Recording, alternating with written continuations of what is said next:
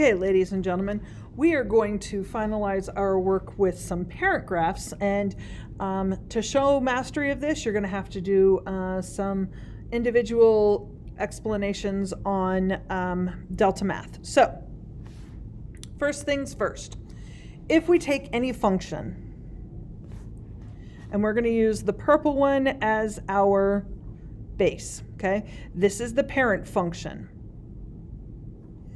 This happens to be a parabola, also known as a quadratic function. If we simply put a plus 3 on the outside of this, we can't even see what has happened to this graph. We should be able to see that it has moved up 3. So we could use that assumption that if it moves up 3, that if I change the plus 3, it is going to be a down 3.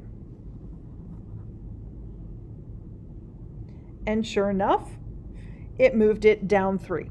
So we could know it doesn't matter which function we put in here. If we put in a cubic function,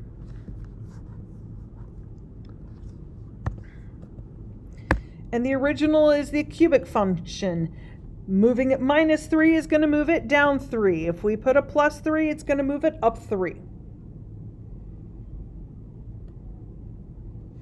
It doesn't matter what the function is as long as it's a function. Okay, what happens if I put it with the x? So if I put this x inside parentheses.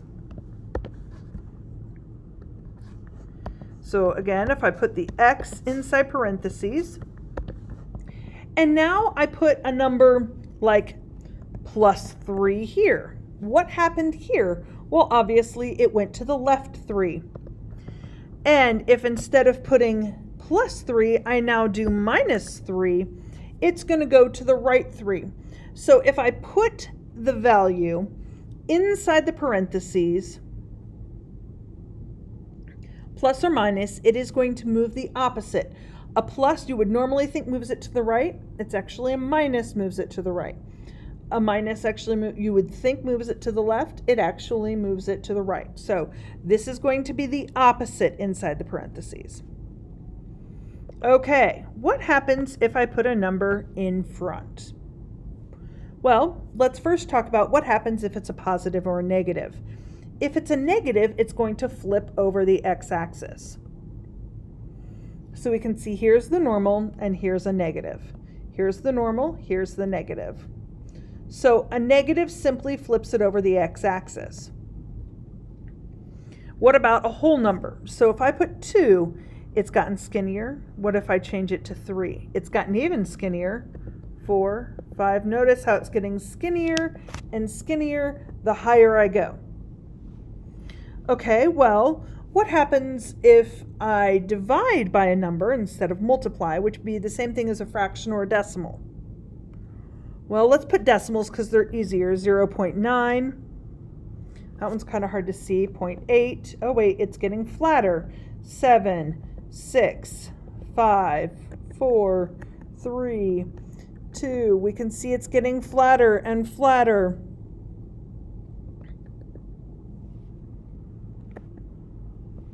And flatter, and flatter, and it can keep getting flatter, and everywhere in between. So, again, if we start with the original function, it doesn't matter what the function is. If we put a plus number at the end, it's going to move it up. If we put a minus number at the end, it's going to move it down. If we put it with the inside the parentheses with the x, it's going to move it. If it's a plus, it's going to move it left. And if it's a minus, it's going to move it right. If it's a negative out front, it flips it across. If it's times 3, it gets skinnier. The bigger the whole number, the skinnier it gets. The smaller the decimal, the fatter it gets.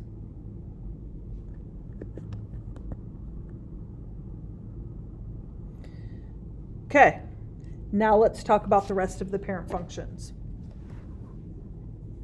So, the parent functions that you need to know are y equals x. This is a linear function.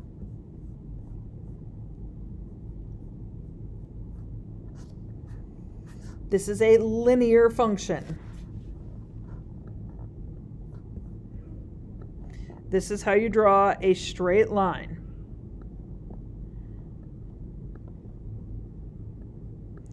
And this kind of should make sense. You have used y equals mx plus b for a long time.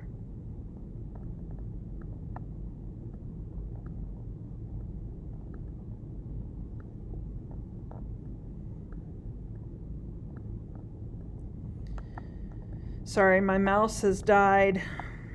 That's why it looks so bad. You have used y equals mx plus b for a long time. This plus b moves it up and down. This m makes it steeper and flatter. You've been doing this a long time without knowing it. Okay.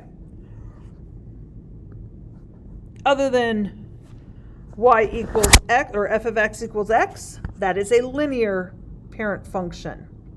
Then you've got to the x, that is a quadratic function. This is a quadratic function.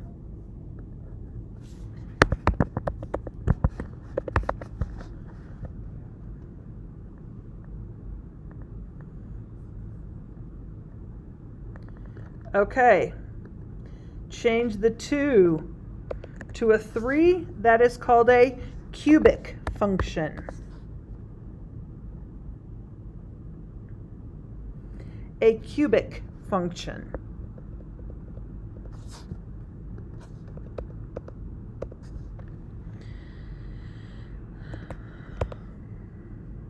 One to the x. And usually we have to put a number in front of it.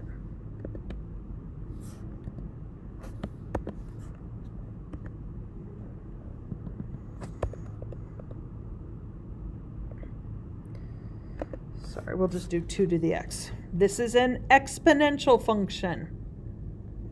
When the x is an exponent, this is an exponential function.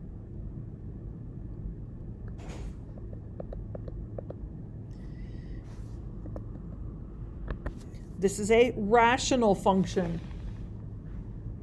This is a rational function. You can also put an x squared above that.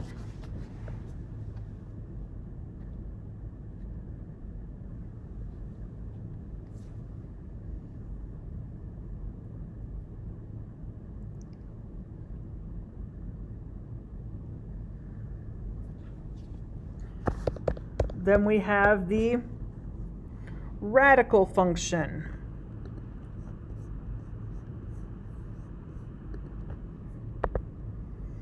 That is the radical function.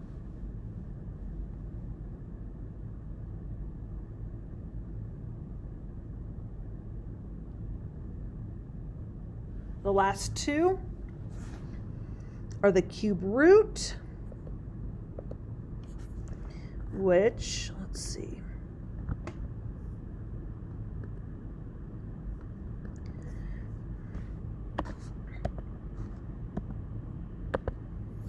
that is the cube root function.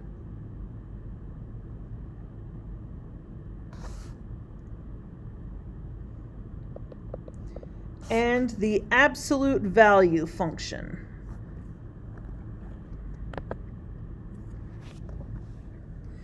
So all of these, you've seen the equation, you've seen the graph, and you know the name. You should have written those down in your notes.